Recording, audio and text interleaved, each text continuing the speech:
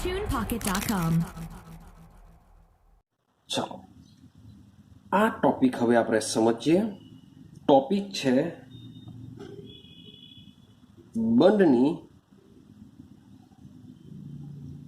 ध्रुवीयता। तो बंधनी ध्रुवीयता शुं छे ए कन्सेप्ट ने समझवानो प्रयत्न करिए। आ कन्सेप्ट तमने 11th माटे पण कामनो छे। आ कन्सेप्टनो उपयोग थोड़ी इन्फॉर्मेशन तमने 12th साइंस में भी काम लागशे। साथे साथे JEE नीट में पण आ टॉपिक ने रिलेटेड क्वेश्चन पूछाता होय छे। क्लियर छे? माटे आ टॉपिक ने बराबर समझवानो प्रयत्न करजो। बंधनी ध्रुवीयता शुं छे? क्लियर छे? चलो बराबर पॉइंट टू पॉइंट समझता रहेजो। सौथी पहलो पॉइंट बराबर समझवानो प्रयत्न करजो। भाई कोई पण बंध संपूर्णपणे आयनीय के सहसंयोजक होतो नथी। पहलू सेंटेन्स दिमागमां फिट करવાનો प्रयत्न करो। कोई पण बंध तमे लई लो। कोई पण बंध એટલે કે તમે આયનીય બંધ લઈ લો કે સહસંયોજક બંધ લઈ લો તો એ બંધ સંપૂર્ણપણે નથી। मान लो कि NaCl નું એક્ઝામ્પલ લઈએ। હવે આપને ખબર છે કે NaCl બન કેવો કહેવાય? આપણે ભણીને આવ્યા છે, આયનીય હોય છે।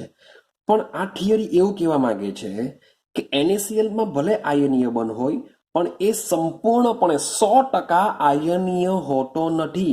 मान लो कि હું એક્ઝામ્પલ લઈ લઉં કે આમાં માની લઉં કે મે બી 99% બી આયનીય હોય તો એમાં 1% આ એક્ઝામ્પલ આપું છું। હે ભાઈ, આવું કોઈ રેશિયો નથી 99:1। આ ખાલી તમને સમજાવવા માટે હું તમને કહું છું। સહસંયોજક બંધની લાક્ષણિકતા હોય છે। ખબર પડે છે કઈ હું શું સમજાવવા માંગુ છું? કે કોઈ પણ બંધ 100% આયનીય હોતો નથી। હજુ બી કહું છું આવા કોઈ રેશિયો હોતા નથી કે આયનીય બંધમાં ભાઈ 99% આયનીય હોય 1% સહસંયોજક બંધ હોય। NaCl માં એવું કોઈ વસ્તુ છે નથી, એવું કોઈ પ્રાયોગિક પરિણામો નથી। मात्र समझावा माटे हूँ तमने आ आंकड़ो लखूं छूं कि भाई मानी लो कि NaCl आयनीय छे तो 99% आयनीय होय तो 1% मे बी शुं होई शके? सहसंयोजक बंधनी लाक्षणिकता होई शके अथवा 1 करता वधारे बी होई शके। माटे अहीं लखवामां आवे छे, मान लो कि H2 નું एग्जाम्पल लीए। हवे आपने खबर छे कि H2 માં कयो बंध बनाय छे? सहसंयोजक बंध रचाय छे। तो H2 ની અંદર सहसंयोजक बंधनी लाक्षणिकता मान लो कि 99% होय तो भाई एमां 1% कई होई शके? आयनीय पण होई शके छे। माटे उपरનું પહેલું સેન્ટેન્સ લખવામાં આવ્યું કે કોઈ પણ બંધ સંપૂર્ણપણે આયનીય કે સહસંયોજક હોતો નથી। આટલું ક્લિયર થયું? ચાલો હવે બીજો પોઈન્ટ સમજો। બીજો પોઈન્ટ શું છે? હવે જ્યારે શબ્દો બોલું છું, જ્યારે બે સમાન પરમાણુઓ, આજે બે સમાન પરમાણુ છે, તમે એને સમકેન્દ્રીય બી કહી શકો છો। સમકેન્દ્રીય પરમાણુ પણ એને કહી શકો છો। સમકેન્દ્રીય, કેન્દ્ર જેના સમાન હોય તો એ સમાન જ થવાના। માટે જ્યારે બે સમાન પરમાણુ વચ્ચે सहसंयोजक बंध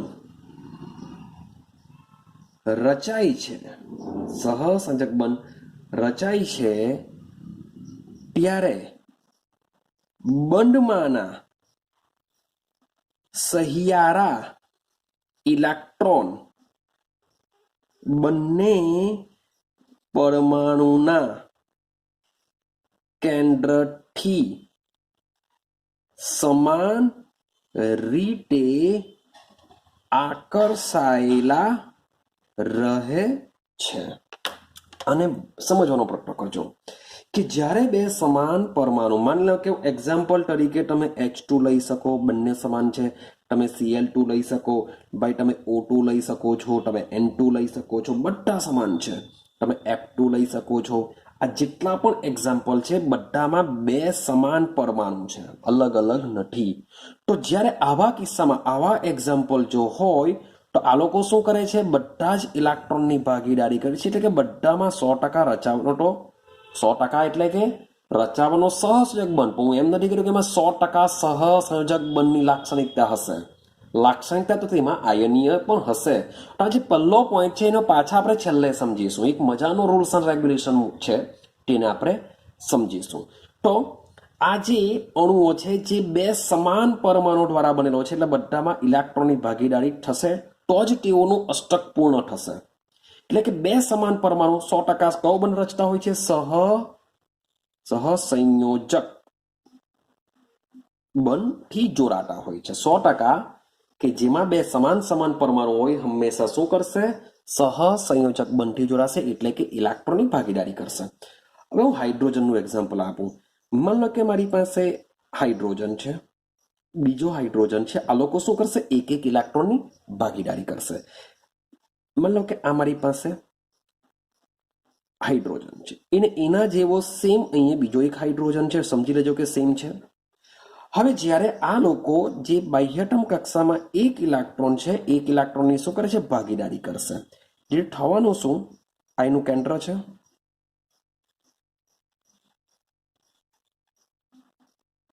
આ એનું કેન્દ્ર છે.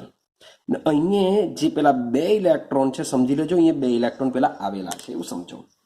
તો આ જે બે ઇલેક્ટ્રોન છે, આ બે ઇલેક્ટ્રોન તમે આ એક પરમાણુ આ કેન્દ્રથી આટલું અંતર અને બીજા પરમાણુના આ કેન્દ્રથી આટલું અંતર, આ બંને અંતર કેવું હોય છે, સમાન રહે છે. એટલે કે બંનેના જો લખેલું છે ત્યારે સહિયારા ઇલેક્ટ્રોન બંને પરમાણુના કેન્દ્રથી, એટલે કે બંને પરમાણુના કેન્દ્રથી સમાન અંતરે આકર્ષાયેલા રહે છે. એટલે કે આ જે ઇલેક્ટ્રોન છે એ બંને પરમાણુના કેન્દ્ર વચ્ચેનું આકર્ષણ કેવું હોય છે, સમાન રહે એ મુજબ તેઓ ગોઠવાયેલા હોય છે. એવું તમે Cl2 માં બી જોઈ શકો, એવું O2 માં બી જોઈ શકો, એવું N2 માં બી જોઈ શકો, એવું F2 માં બી જોઈ શકો. કેમ? કારણ કે બંને પરમાણુ સમાન છે. બંને પરમાણુ સમાન હોવાથી આ જે બંધના સહિયારા ઇલેક્ટ્રોન છે એ બંને પરમાણુના કેન્દ્રથી એક સરખા અંતરે રહેલા હોય છે અને એક સરખું આકર્ષણ ધરાવતા હોય છે. આ ક્યારની વાત છે? સમકેન્દ્રીય પરમાણુ જોડાયેલા હોય છે ત્યારની વાત છે. કયા પરમાણુ છે? સમકેન્દ્રીય પરમાણુ. પણ હવે સમજો, હવે વાત કરું છું વિષમ કેન્દ્રીય વિશે. શું વાત કરું છું? વિષમ કેન્દ્રીય વિશે. એક બીજી વસ્તુ કે આ જે બધા અણુઓ કેવા છે એ બી તમને કહી રાખું. આ જે બધા અણુઓ જે બંધ રચે છે, આવો બંધ કેવો કહેવાશે? અધ્રુવીય બંધ કહેવાશે. આ અણુઓમાં જે બંધ રચાય છે, મીન્સ કે H2 માં આ જે બંધ છે તો આ બંને કયો બંધ કહેવાય? અધ્રુવીય બંધ કહેવાય. Cl2 માં બી સિંગલ સિંગલ બંધ આવે, અધ્રુવીય. O2 ની અંદર આ બંધ આવે, આ બંધ બી કેવો કહેવાશે? અધ્રુવીય કહેવાશે. કારણ કે બંને પરમાણુ સમાન છે. તો સહિયારા ઇલેક્ટ્રોન બંને પરમાણુના કેન્દ્રથી એક સમાન અંતરે રહેવાના છે અને બંને પરમાણુના કેન્દ્ર દ્વારા એક સરખું આકર્ષણ ધરાવવાના છે. માટે બંધ કેવો બનશે? અધ્રુવીય બંધ બનશે. પણ હવે જરાક ઉલટું વિચારીએ કે હવે માની લો કે સમકેન્દ્રીયની જગ્યાએ મારી પાસે વિષમ કેન્દ્રીય છે. વિષમ કેન્દ્રીય એટલે કે બંનેના કેન્દ્ર અલગ અલગ હોય. બંનેના કેન્દ્ર અલગ અલગ હોય એટલે કે બે જુદા જુદા પરમાણુની વાત કરીએ. ચાલો માની લો કે વિષમ કેન્દ્રીય અણુ એક્ઝામ્પલ તરીકે લઈ લઉં છું HF. કારણ કે H નું કેન્દ્ર બી જુદું, એક જ પ્રોટોન. F નું કેન્દ્ર બી જુદું, તેમાં 9 પ્રોટોન. એટલે બંનેના કેન્દ્ર જુદા જુદા છે, માટે વિષમ કેન્દ્રીય અણુ કહેશું. હવે વિષમ કેન્દ્રીય અણુ HF ની જો વાત કરીએ તો HF માં સહિયારી ભાગીદારીનું ઇલેક્ટ્રોન યુગ્મ બંને, શબ્દ બોલું છું, ઇલેક્ટ્રોન યુગ્મ બંને પરમાણુના કેન્દ્ર દ્વારા સમાન રીતે આકર્ષાયેલું હોતું નથી. યાદ રાખજો કે એચએફની બાબત કે જે વિષમ કેન્દ્રીય છે, તો વિષમ કેન્દ્રીયની બાબતમાં જે એચએફમાં જે એક ઇલેક્ટ્રોનની ભાગીદારી કરીને જે બંધનું જે ઇલેક્ટ્રોન યુગ્મ હોય છે એ ઇલેક્ટ્રોન યુગ્મ બંને પરમાણુના કેન્દ્રથી એક સમાન રીતે આકર્ષાયેલું હોતું નથી. તો એનો મતલબ એમ થાય કે બેમાંથી કોઈ પણ એક પરમાણુના કેન્દ્ર પાસે આકર્ષાય છે, બેમાંથી કોઈ પણ એક પાસે. હવે તમે વિચારો, હાઇડ્રોજન અને ફ્લોરિન બે રીતના વિચારીએ. મારી પાસે હાઇડ્રોજન છે, મારી પાસે ફ્લોરિન છે. આની પાસે એક ઇલેક્ટ્રોન, આ બી એક ઇલેક્ટ્રોન. આ રીતના બંને ભાગીદારી કરીને શું કરશે? એચએફ બંધ બનાવશે. એફની બાહ્યતમ કક્ષામાં ભાઈ આ રીતના 6 ઇલેક્ટ્રોન હોય છે, હાઇડ્રોજનમાં પડી ગયા તો બંનેની અષ્ટક રચના તો પૂર્ણ થઈ જાય છે. પરંતુ સવાલ એવો છે, હું બે રીતના વિચારું છું. એક પહેલી રીતના વિચારું, હું કેન્દ્ર રીતના વિચારું. તો કેન્દ્રમાં જોવા જઈએ તો આના કેન્દ્રમાં શું છે? એક પ્રોટોન છે. ત્યારે આના કેન્દ્રમાં કેટલા પ્રોટોન છે? 9 પ્રોટોન છે. તો ભાઈ 9 પ્રોટોન હોય તો શું કરશે? આ ઇલેક્ટ્રોન યુગ્મને ફ્લોરિન પોતાની તરફ ખેંચી લેશે. 9 ઇલેક્ટ્રોન હોવાને લીધે પોતાની તરફ ખેંચી લેશે. એ જ વસ્તુને, આ સેમ જ વસ્તુને બીજી રીતના હું વાત કરા વિદ્યુત ઋણતાની દ્રષ્ટિએ. ભાઈ હાઇડ્રોજન આખા આવર્ત કોષ્ટકમાં સૌથી વધુમાં વધુ જો વિદ્યુત ઋણતા હોય તો એ કોની છે? ફ્લોરિનની છે. ને સૌથી વધુ વિદ્યુત ઋણતા ધરાવતા હોવાને લીધે બંધના ઇલેક્ટ્રોન યુગ્મને શું કરશે? પોતાની તરફ આકર્ષે છે. એટલે કે સમજો કે બંનેમાં જે સહિયારું ઇલેક્ટ્રોન યુગ્મ છે એ હાઇડ્રોજન કરતા ફ્લોરિન તરફ આકર્ષાયેલું રહે છે. આઈડિયા આવે છે કંઈ? રીઝન શું છે? કારણ કે વિદ્યુત ઋણતા ફ્લોરિનની વધુ છે. આપણે વિદ્યુત ઋણતાને પકડીને ચાલીશું કે જ્યારે પણ સહસંયોજક બંધ રચાતો હોય ત્યારની વાત છે. યાદ રાખજો, હું વાત કરું છું સહસંયોજક બંધ વિશે. તો જ્યારે પણ સહસંયોજક બંધ રચાતો હોય અને બંને પરમાણુ જુદા જુદા હોય તો બેમાંથી જે પરમાણુની વિદ્યુત ઋણતા વધુ હોય તે પરમાણુ તરફ બંધના ઇલેક્ટ્રોન યુગ્મ આકર્ષાયેલા રહે છે. માટે એચએફમાં શું થશે કે આ જે બંધના ઇલેક્ટ્રોન યુગ્મ છે એ ફ્લોરિનની નજીક વધુ રહેશે કમ્પેરિઝન ટુ હાઇડ્રોજન. ક્લિયર છે? માટે બાકી એના જે ઇલેક્ટ્રોન છે એ આ મુજબ જ રહેશે. હાઇડ્રોજન પાસે મીન્સ કે હાઇડ્રોજનનો એક ઇલેક્ટ્રોન હોય એ ઇલેક્ટ્રોન બી ક્યાં ચાલ્યો જશે? ફ્લોરિનની નજીક ચાલ્યો જશે. હું એમ નથી કહ્યું કે બંધ તૂટી જશે, બંધ તો રહેશે જ, પણ બંધના ઇલેક્ટ્રોન યુગ્મ ફ્લોરિન તરફ ચાલ્યો જશે. બીકોઝ ઓફ ફ્લોરિનની શું વધારે છે? વિદ્યુત ઋણતા વધુ છે. હવે એક બીજું વિચારીએ. માની લો કે હું સીએલએફની વાત કરું. આ લોકો પર શું કરશે? એક ઇલેક્ટ્રોનની ભાગીદારી કરશે. પણ આ કિસ્સાની અંદર હવે ફ્લોરિન, અને મેં તમને કીધેલું કે વિદ્યુત ઋણતાનું મૂલ્ય હંમેશા ફિક્સ રહેતું નથી. એનો આધાર એની સાથે કયા પરમાણુઓ જોડાયા છે એના ઉપર રહેશે. હવે આમાં જેમ જે ઇલેક્ટ્રોન યુગ્મ છે ફ્લોરિનની જેટલું વધુ આવી શકે એટલું જ આમાં ભાઈ ક્લોરિન કરતા ફ્લોરિનની વિદ્યુત ઋણતા વધુ છે. માટે આ બંધનું ઇલેક્ટ્રોન યુગ્મ મેં જો ચેક કરો એટલે કે સીએલ કરતા ફ્લોરિન તરફ વધારે છે, પણ મેં એટલું બધું પણ વધારે મૂક્યું નથી. કેમ? કારણ કે સાથે ક્લોરિન જોડાયો છે. તો હું એમ નથી કહેતો કે ભાઈ ફ્લોરિનની એકદમ જ નજીક ચાલ્યું જાય. એ એકચ્યુઅલી એની વિદ્યુત ઋણતા પર આધાર રાખશે અને સાથે સાથે એની સાથે કયો પરમાણુ જોડાયો છે એ પણ આધાર રાખતો હોય છે. તો આપણે આ બધી વસ્તુમાં બહુ ડિટેલમાં નથી જવાનું. આપણે એટલું જ યાદ રાખીશું કે જે બે પરમાણુ સહસંયોજક બંધથી જોડાતા હોય તો એ બંનેમાંથી જે પરમાણુની વિદ્યુત ઋણતા વધુ તે પરમાણુ તરફ ઇલેક્ટ્રોન યુગ્મ શું કરશે? આકર્ષાયેલું રહે છે. જો આવું થાય તો જે બંધ છે એ બંધ બની જશે ધ્રુવીય બંધ. તો માટે તમારો જે એચએફ છે એ એચએફ બંધ કેવો બની જશે? ધ્રુવીય. તો એકદમ સીધો સિમ્પલ કન્સેપ્ટ છે કે જો જુદા જુદા પરમાણુ સહસંયોજક બંધથી જોડાય તો એ બંધ કેવો બનશે? ધ્રુવીય બનશે. કારણ કે આ બંધ ઉત્પન્ન શું કરશે? ધ્રુવીયતા ઉત્પન્ન કરશે. બંધ ઉત્પન્ન કરશે ધ્રુવીયતા. ધ્રુવીયતા ઉત્પન્ન થવાને લીધે આ બનમાં જોવા મળશે ધ્રુવીભવન. શું જોવા મળશે?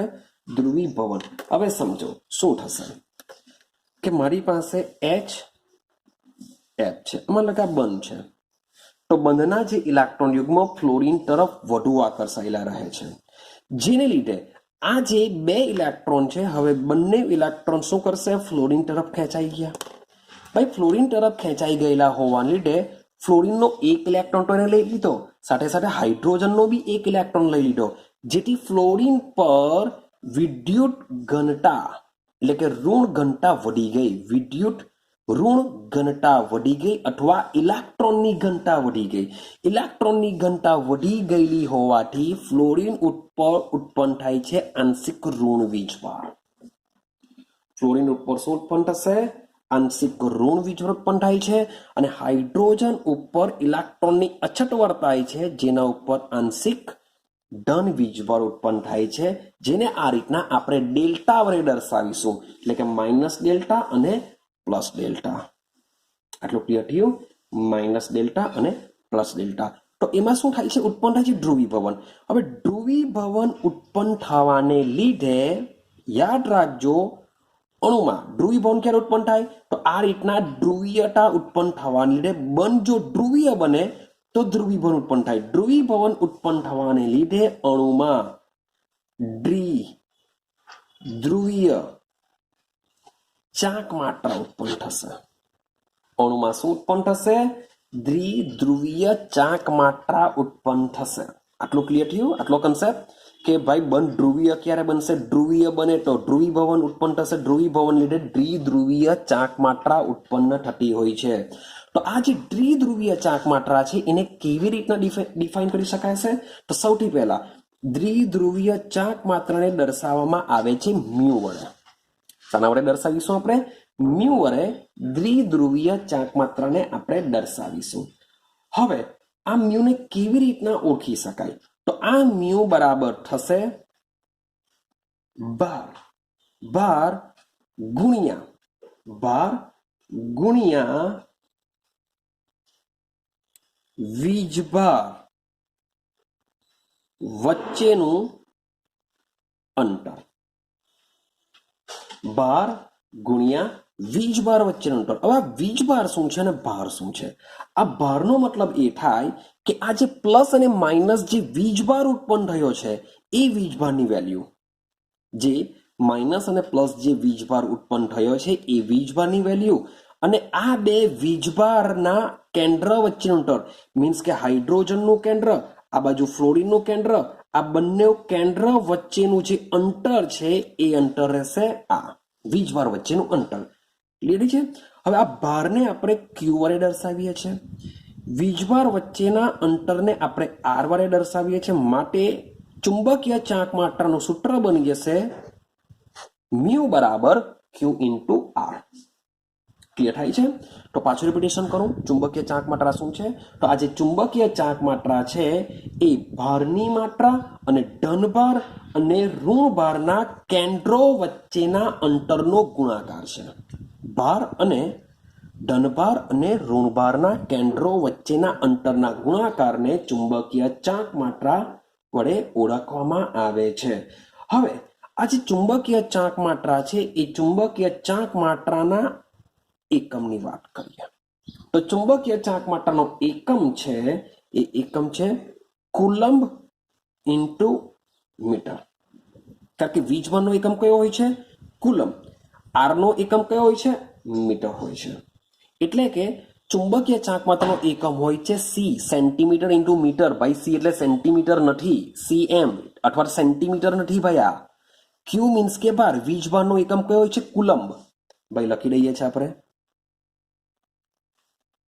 કુલંબ. અને ભાઈ અંતર છે, અંતર આપણે શામાં આપીશું? મીટર. માટે એનો એકમ બનશે કુલંબ ઇન્ટુ મીટર. ક્લિયર છે? ચાલો આટલી વસ્તુ દિમાગમાં જરાક રાખજો. તો જો મેં બોર્ડને સાફ કરી લખ્યું છે, મીન્સ કે ન્યૂ પેજ. ચાલો શરૂઆત કરીએ. તો આપણે શું સમજીને આવ્યા? Mu is equal to q into r, જેનો એકમ થશે કુલમ ઇન્ટુ મીટર. આપણે એને કહી શકીએ charge into distance. Mu is equal two charge એટલે કે ભાર ઇન્ટુ ડિસ્ટન્સ એટલે કે તે બે વચ્ચેનું અંતર, પ્લસ અને માઇનસ મેં જે તમને દર્શાવ્યું પ્લસ ડેલ્ટા અને માઇનસ ડેલ્ટા એ છે વીજભાર. આંશિક વીજભાર હોય છે, બહુ ઓછો વીજભાર ઉત્પન્ન થાય છે, એટલો બધો વીજભાર ઉત્પન્ન થતો નથી. ચાલો હવે સમજો. હવે આ જે કુલમ ઇન્ટુ મીટર છે એ કુલમ ઇન્ટુ મીટરનું જો તમારે મ્યુનો એક બીજો એકમ છે એ છે ડીબાઈ. એને આપણે ડીબાઈથી પણ ઓળખી શકીએ છીએ. અને આ એક ડીબાઈની જે વેલ્યુ હોય છે, એક ડીબાઈ બરાબર 3.33564 ઇન્ટુ 10⁻13 કુલમ ઇન્ટુ મીટર. આ જે વેલ્યુ છે વેલ્યુ તમારે યાદ રાખવાની છે. એ તમને JEE નીટ કન્સેપ્ટમાં બી કામ લાગી શકે છે. તો એક ડીબાઈ બરાબર 3.33564 ઇન્ટુ 10⁻30 કુલમ ઇન્ટુ મીટર હોય છે. મીન્સ કે જ્યારે તમે અણુની ચુંબકીય ચાંક માત્રા માપશો એ શામાં મળશે? તમને ડીબાઈમાં મળશે. ને એ ડીબાઈનું કન્વર્ઝન તમારે શામાં કરવું પડશે? કુલમ ઇન્ટુ મીટરમાં કરવું પડશે. ક્લિયર છે? ચાલો હવે નેક્સ્ટ પોઈન્ટની વાત કરીએ. શબ્દ સમજો કે આ જે ચુંબકીય ચાંક માત્રા છે, જે ચુંબકીય ચાંક માત્રા છે એ સદિશ રાશિ છે. જે દ્વિધ્રુવ ચુંબકીય ચાંક માત્રા છે એ દ્વિધ્રુવીય ચુંબકીય ચાંક માત્રા કેવી છે? સદિશ રાશિ છે. સદિશ રાશિનો મતલબ શું થાય? તેને દિશા, આપણે ફિઝિક્સમાં તમે ભણ્યા છો, સદિશ રાશિ એટલે કે દિશા સાથે લેવા દેવા હોય છે. તો જે દ્વિધ્રુવીય ચુંબકીય ચાંક માત્રા છે એ પણ આપણી સદિશ રાશિ છે અને જે દિશા સાથે લેવા દેવા છે. હવે લખેલું છે પ્રણાલિકા પ્રમાણે. તો પ્રણાલિકા પ્રમાણેનો મતલબ એવો આપણે સમજીશું કે પહેલાના સમયમાં, શબ્દ લખું છું, પહેલાના સમયમાં ચુંબકીય ચાંક માત્રાને કેવી રીતના દર્શાવવામાં આવતી હતી તેની વાત કરીએ. તો બરાબર સમજો, બે વસ્તુ તમને કહેવા, હાલમાં કેવી રીતના દર્શાવાય છે અને પહેલાના સમયમાં કેવી રીતના દર્શાવાય છે એ આપણે બંને સમજીશું. તો શરૂઆત કરીએ. સૌથી પહેલાના સમયમાં કેવી રીતના દર્શાવવામાં આવે છે. તો પહેલાના સમયમાં સૌથી પહેલા આ રીતના તીરની નિશાની વડે દર્શાવવામાં આવતું હતું. એક નાના તીર વડે તેને દર્શાવવામાં આવતું હતું. હવે સમજો, આ કહેવાશે પૂંછડી. તીરની નિશાની જે છે અંતમાં તેને શું કહેવાય? પૂંછડી કહેવાશે. અને આ જે તીરનું છે એને શું કહેવાશે? શીર્ષ. એને શું કહેવાશે? શીર્ષ કહેવાશે. તો આ જે તમારી પૂંછડી છે એ પૂંછડી હશે ઋણ કેન્દ્ર બાજુ. પૂંછડી ક્યાં હશે? ઋણ કેન્દ્ર બાજુ. અને જે શીર્ષ હોય છે એ ધન કેન્દ્ર બાજુ હોય છે. એટલે કે માનો કે હું HF નું જો એક્ઝામ્પલ લેમ, તો મેં તમને કીધું કે હાઇડ્રોજન કરતા ફ્લોરિનની વિદ્યુત ઋણતા વધારે હોય છે. હાઇડ્રોજન કરતા ફ્લોરિનની વિદ્યુત ઋણતા વધારે હોય છે. માટે બંધના જે ઇલેક્ટ્રોન યુગ્મ છે ફ્લોરિન તરફ વધુ ખેંચાય. માટે આ બનશે માઇનસ ડેલ્ટા, આ બનશે પ્લસ ડેલ્ટા. પરંતુ જૂની પ્રણાલિકા પ્રમાણે આપણે કેવી રીતના દર્શાવીશું? તો સમજો, પૂંછડી ક્યાં રહેવી જોઈએ? ઋણ કેન્દ્ર. માટે આ બાજુથી આ રીતના તેને દર્શાવવામાં આવતું હતું. તેને દર્શાવવામાં આવતું હતું આ રીતના તેને દર્શાવવામાં આવતું હતું કે જેમાં જે ઋણ કેન્દ્ર છે, ઋણ કેન્દ્ર બાજુ પૂંછડી રહેવી જોઈતી હતી અને શીર્ષ બાજુ ધન કેન્દ્ર રહેતું હોવું જોઈએ. આ કયા સમયની વાત છે? પહેલાના સમયમાં દર્શાવવામાં આવતું હતું. પરંતુ હવે વાત કરીએ હાલમાં કઈ રીતના દર્શાવવામાં આવે છે. તો રસાયણ વિજ્ઞાનમાં હાલમાં દ્વિધ્રુવ ચુંબકીય ચાંક માત્રાને દર્શાવવા માટે હવે વપરાય છે ક્રોસ તીર.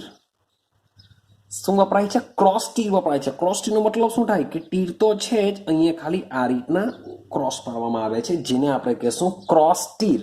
તો હાલના સમયમાં રસાયણ વિજ્ઞાનમાં ત્રિધ્રુવીય ચુંબકીય ચાંક માત્રાને ક્રોસ તીર વડે દર્શાવવામાં આવે છે. તો તો કેવી રીતના મૂકીશું લુઈસ રચનામાં અને કેવી રીતના દર્શાવીશું? સેમ હું એક્ઝામ્પલ લઉં છું HF નું, એટલે આઈડિયા આવશે. તો સેમ આને આપણે પૂંછડી કહેશું, આને આપણે શીર્ષક કહેશું. તો વાત કરીએ આપણે HF. તો આ રીતના HF છે, આ રીતના HF આવેલો હોય છે. તો સમજીએ જરાક સમજાવવા માટે. આનો માઇનસ ડેલ્ટા કહેવાય અને પ્લસ ડેલ્ટા કહેવાય, કારણ કે બંનેના ઇલેક્ટ્રોન યુગ્મ આના ઉપર ખેંચાયેલા રહેશે. જેથી આ લોકોને દર્શાવવા માટે હવે હાલના સમયમાં શું થશે? આ રીતના દર્શાવીશું.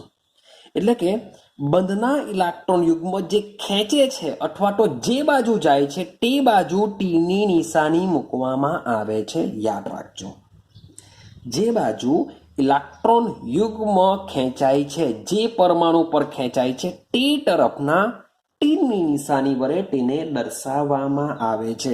તો એનો મતલબ એમ થાય કે આ જે ક્રોસ છે એ ક્રોસ ધન કેન્દ્ર તરફ રહેશે અને જે શીર્ષ છે એ શીર્ષ ક્યાં રહેશે? ઋણ કેન્દ્ર તરફ રહેશે. બોલો આવડશે? આ છે હાલની પ્રોસેસ. ક્લિયર છે? અને જે ચુંબકીય ચાણક માત્રા હોય છે કઈ દિશામાં હોય છે? ફ્લોરિન તરફની દિશામાં હોય છે. મેં તમને પહેલા જ કીધું કે આ કઈ રાશિ છે? સદિશ રાશિ છે. આપણે લખેલું છે સદિશ રાશિ છે, મીન્સ કે એને દિશા સાથે લેવા દેવા હોય છે. ને આ જે ટી નિશાની છે, ટી નિશાની આપણે કેવી રીતના મૂકીશું? પાછું રિપીટેશન કરું. એ ઇલેક્ટ્રોનના સ્થાનાંતર જે દિશામાં થતું હોય તે દિશામાં તીર હોય છે. એટલે કે આ બાજુ ઇલેક્ટ્રોન ફ્લોરિન તરફ ઇલેક્ટ્રોન જવાના માટે માની લો કે આ સ્ટ્રક્ચરને આ રીતના જો લખું તો ભાઈ મારે તીરની નિશાની આ રીતના લખવી પડશે, કારણ કે ફ્લોરિન પાસે જવાના. ભાઈ તીરની નિશાની જરૂરી નથી કે મીન્સ કે આ જ રીતના તમે આ રીતના જ મૂકો, તમે આ રીતના પણ મૂકી શકો છો. તમારે એટલું જ યાદ રાખવાનું કે ભાઈ જે પરમાણુ પર પાસે ઇલેક્ટ્રોન જતા હોય તે તરફ તમે મૂકી શકો છો. ક્લિયર થાય છે? હા કે ના? ચાલો, તો બેરિંગ મીન્સ કે જે જૂના સમયમાં પ્રણાલિકા પ્રમાણે જે આપણે ટીની નિશાની હતી તેના કરતા વિરુદ્ધ દિશામાં આપણે હાલમાં દ્વિધ્રુવીય ચાંક માત્રાને દર્શાવીએ છીએ. આટલું ક્લિયર થયું? હવે આવા મીન્સ કે ઘણા બધા અણુઓ હોઈ શકે. માની લો કે બીજું એક એક્ઝામ્પલ તમને જો આપું તો હું HCl લઈ લઉં. HClમાં શું કરીશું આપણે? આ જ રીતના આ માની લો કે બંધ છે તો આ રીતના આપણે દર્શાવીશું, કારણ કે હાઇડ્રોજન કરતા Clની વિદ્યુતઋણતા વધારે હોય છે. ક્લિયર? તો આ બધા કેવા કેવા છે?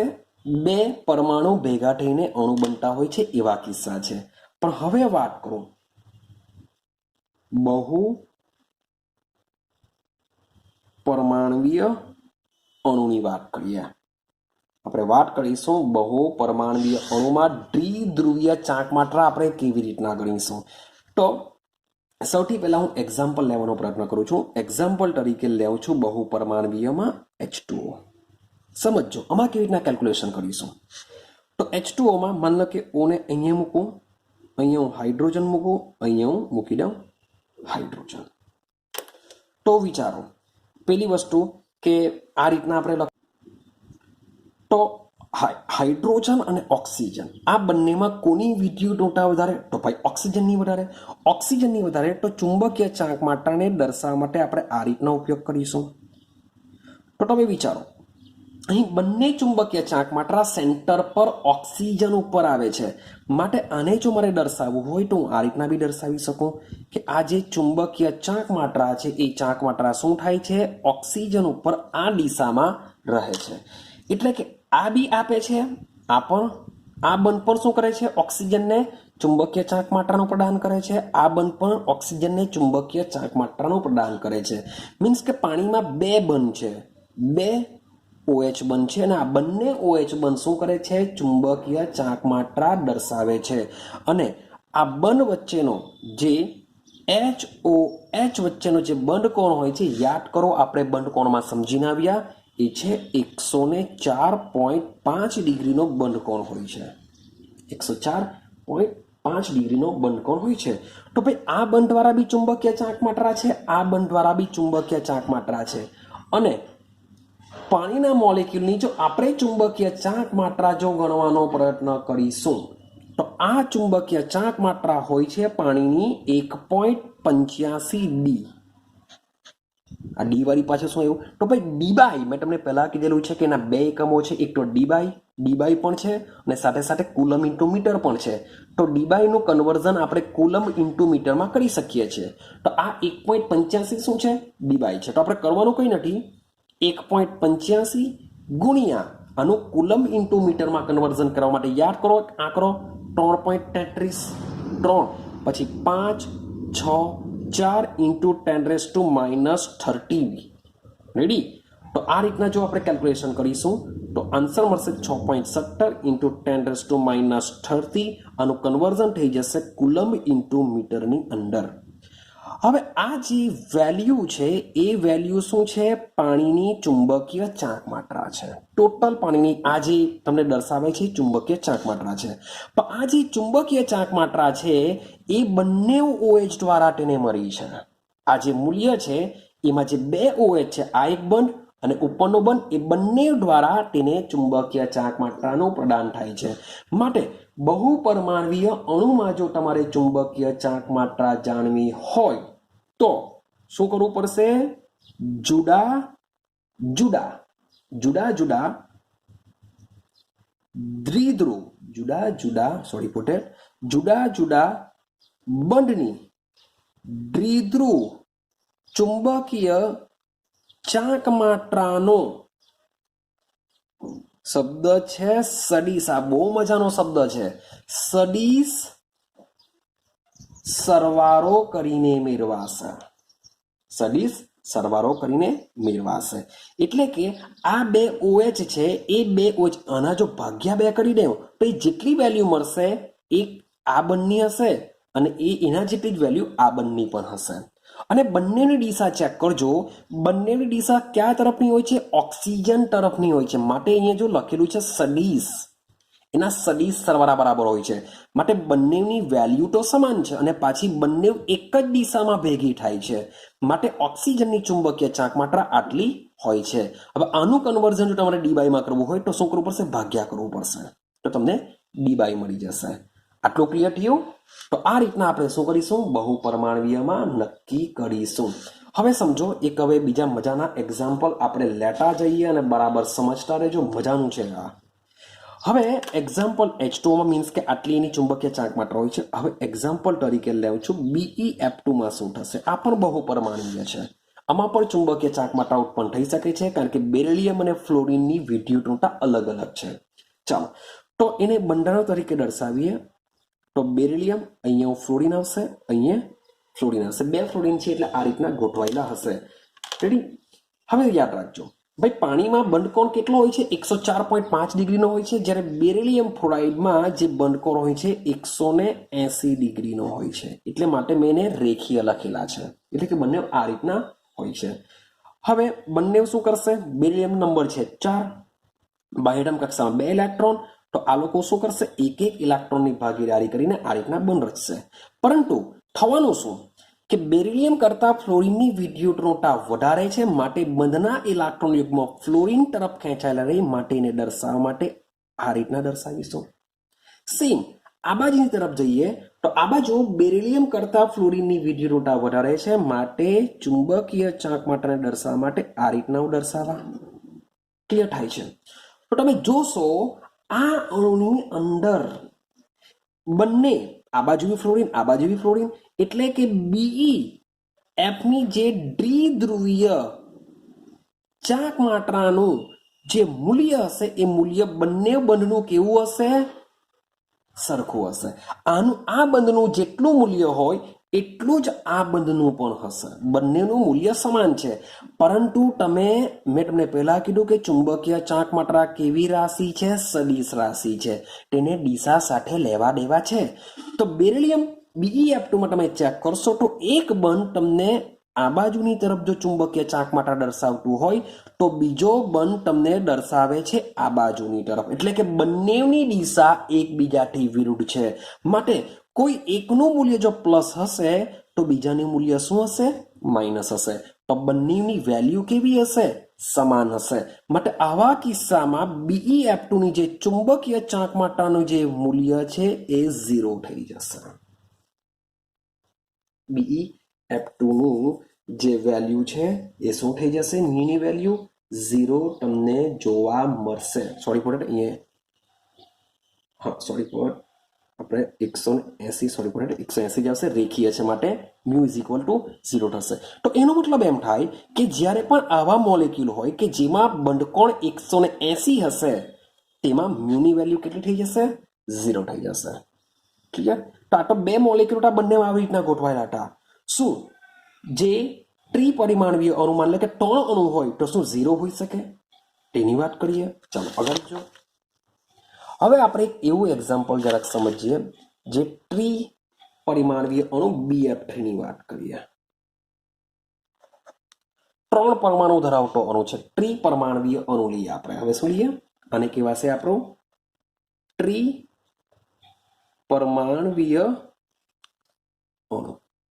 મીન્સ કે બધો પિક્ચર શાના પર છે? બંધકોણ પર છે. જો પાણીમાં પણ એકચ્યુઅલી દ્વિપરમાણવીય જ હતું, H2O, ને બીજું આના આગળનું એક્ઝામ્પલ જોઈને આવ્યા BeF2. તો તમે ચેક કરશો તો તમે BeF2 લઈ લો કે પછી H2O લઈ લો, બંને કેવા હતા? દ્વિપરમાણવીય અણુ હતા. તેમ છતાં H2O માં ચુંબકીય ચાંક માત્રા 0 થતી ન હતી, પરંતુ BeF2 માં 0 થતી હતી બીકોઝ ઓફ બંધ. પેલામાં 180 છે, એકબીજાથી વિરુદ્ધ દિશામાં તેઓ શું કરતા હોય છે? ચુંબકીય ચાંક માત્રા ધરાવતા હોય છે, જ્યારે H2O માં એક જ દિશામાં હતી. હવે BF3 ચેક કરીએ. BF3 માં શું થશે? સૌથી પહેલા BF3 નો જે બંધકોણ હોય છે 120 ડિગ્રીનો હોય છે. 120 ડિગ્રીનો હોવાને લીધે આ રીતના એનું સ્ટ્રક્ચર બનશે BF આ રીતના. તો આ રીતના 120 ડિગ્રીએ આ મોલેક્યુલ ગોઠવાયેલો હોય છે. ચાલો હવે સમજો. બોરોન કરતા ફ્લોરિનની વિદ્યુતતા 100% વધારે, માટે આ દિશામાં એની ચુંબકીય ચાંક માત્રા હશે, આની આ દિશામાં ચુંબકીય ચાંક માત્રા હશે, આની આ દિશામાં ચુંબકીય ચાંક માત્રા હશે. તો આમાં શું થશે? તો સમજો, આ બે જે ક્રોસમાં છે એ બંનેની ક્રોસમાં જે ચુંબકીય ચાંક માત્રા છે એનો સરવાળો આના બરાબર થશે. જે બંને આ બંને એકબીજાના ક્રોસમાં છે એ ક્રોસની ચુંબકીય ચાંક માત્રાનો જો તમે સરવાળો કરશો તો એ સરવાળો તમને કેટલો જોવા મળશે? જેટલી ચુંબકીય ચાંક માત્રા આ બાજુ જોવા મળે છે એટલી જ ચુંબકીય ચાંક માત્રા તમને આ બાજુ પણ જોવા મળશે. એટલે કે સેમ, બંનેનું મૂલ્ય સમાન, બંનેની દિશા એકબીજાથી વિરુદ્ધ દિશામાં, માટે આ અણુની ચુંબકીય ચાંક માત્રા પણ કેવી થઈ જતી હોય છે? 0 થઈ જતી હોય છે. થાય છે. તો તમે ત્રણે ત્રણ દ્વિધ્રુવીય ચુંબકીય ચાંક માત્રાનો સરવાળો જો તમે કરશો તો કોઈ બે સરખી દ્વિધ્રુવીય ચાંક માત્રા, કોઈ પણ બે સરખી, તમે કોઈ પણ બે લઈ લેજો, મીન્સ કે આ બેનો લે તો આના બરાબર થશે, આ બેનો તો આના બરાબર, આ બે તો આના બરાબર. તો કોઈ પણ બે સરખી દ્વિધ્રુવીય ચાંક માત્રાનો સરવાળો તેની ત્રિજ્યાની વિરુદ્ધ દિશામાં હશે.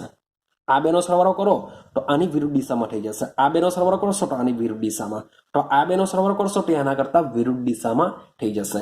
એટલે કોઈ પણ બે ચુંબકીય ચાંક માત્રાનો તમે સરવાળો કરશો એ ત્રીજા કરતા વિરુદ્ધ દિશામાં હોય છે. તો આવા કિસ્સામાં પણ મ્યુ કેવો થઈ જતો હોય છે? 0 થઈ જતો હોય છે. શું થઈ જશે? 0 થઈ જશે. તો તમે શું કરશો? મીન્સ કે હું એમ નથી કહેતો કે જેટલા પણ BF3 વાળા હશે બધામાં જ 0 જોવા મળશે. તમારે એક્ઝામ્પલ તરીકે માત્ર ને માત્ર આમાં BF3 કેટલું છે એ યાદ રાખો ને એ પણ તમને પછી વાત કરો. ચાલો હવે એક બીજો ક્વેશ્ચન જોઈએ. 2 માર્ક્સમાં તમને એક્ઝામમાં પૂછી શકાય છે કે આપણે એક્ઝામ્પલ લઈએ NH3 અને NF3. તો ક્વેશ્ચન શું પૂછી શકાય કે હાઇડ્રોજન કરતા ફ્લોરિનની વિદ્યુત ઋણતા વધુ હોવા છતાં પણ NF3 કરતા NH3 ની ચુંબકીય ચાંક માત્રા વધારે હોય છે સમજાવો. આ રીતનો ક્વેશ્ચન પૂછી શકાય કે આપને ખબર જ છે કે NH3 આ બાજુ NF3 મીન્સ કે જે બી ડિફરન્સિએશન છે હાઇડ્રોજન અને ફ્લોરિનનો છે. હવે હાઇડ્રોજન કરતા ફ્લોરિનની વિદ્યુતઋણતા વધુ હોય છે, પણ તેમ છતાં પણ NF3 કરતા NH3ની ચુંબકીય ચાંક માત્રાનું મૂલ્ય વધારે હોય છે. તો રીઝન શું?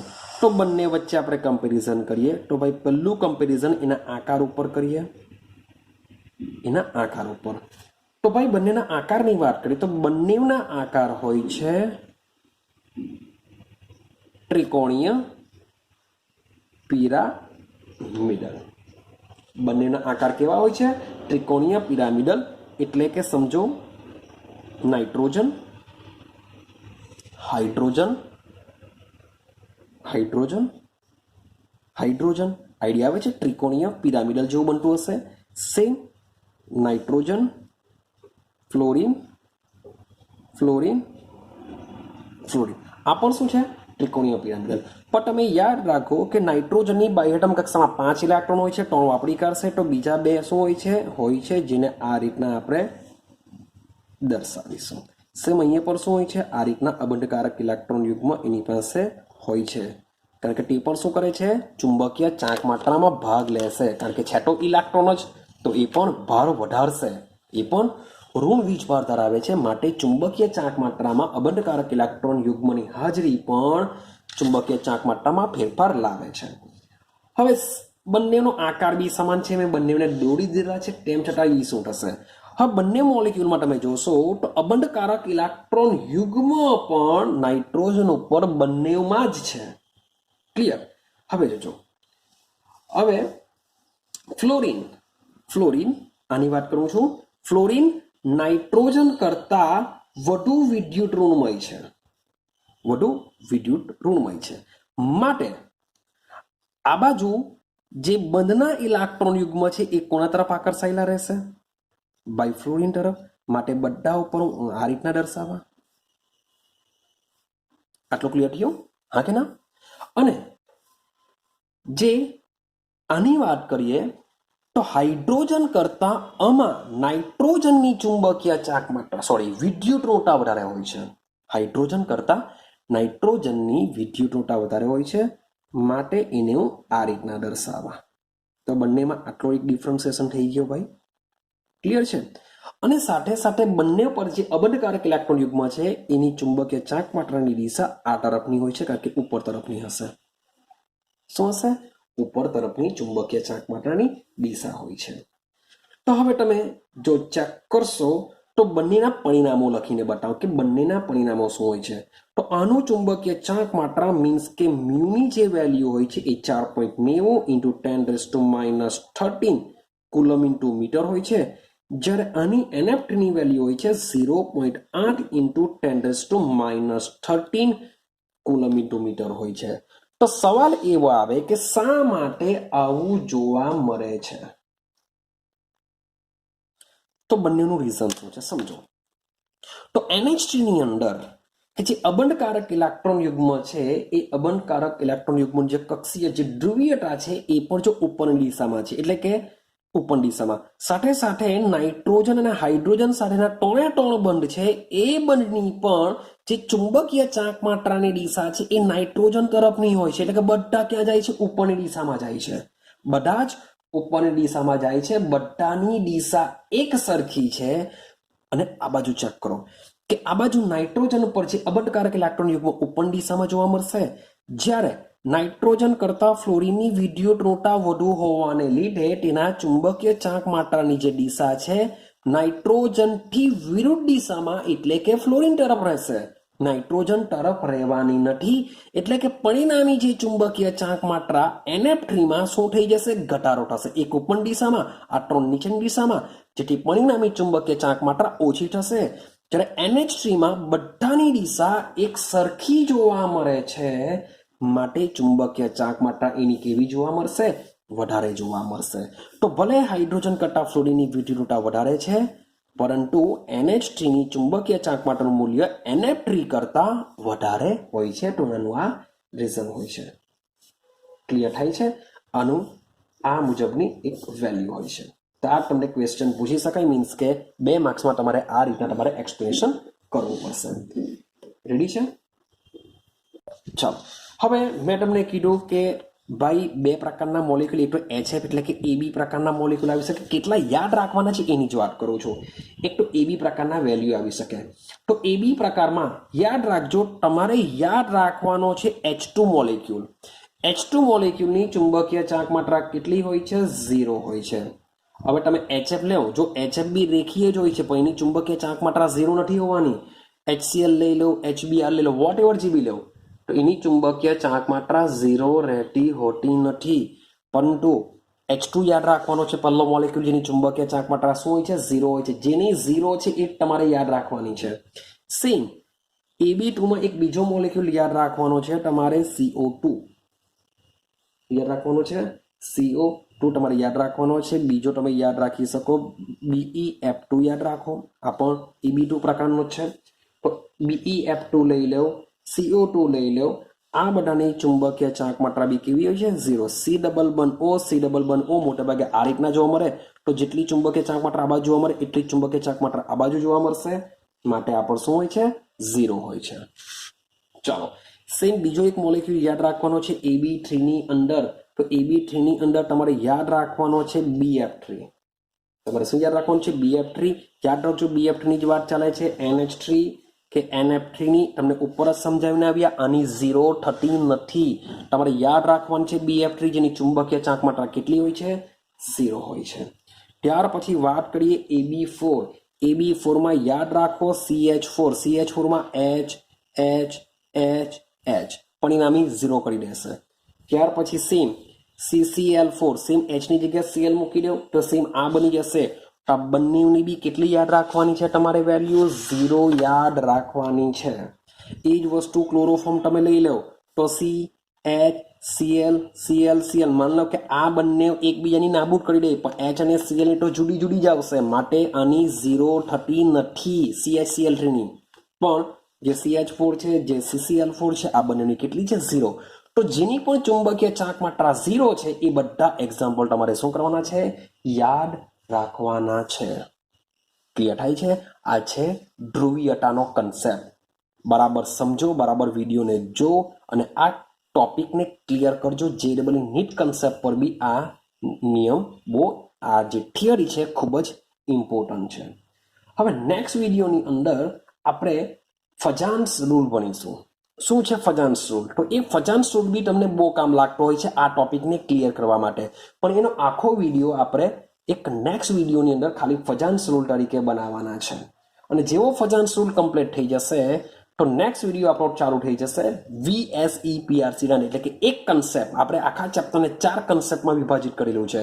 પહેલું છે કોસેલ લુઈસ, બીજું છે VSEPR, ત્રીજો પોઈન્ટ છે VBT, ચોથો પોઈન્ટ છે MOT. તો આપણો પહેલો સિદ્ધાંત કમ્પ્લીટ થઈ જશે. બાકી રહેશે આપણા 3 સિદ્ધાંત. રેડી? તો હવે જે ફજાન્સ રૂલ છે એ બી બહુ મજાનું છે.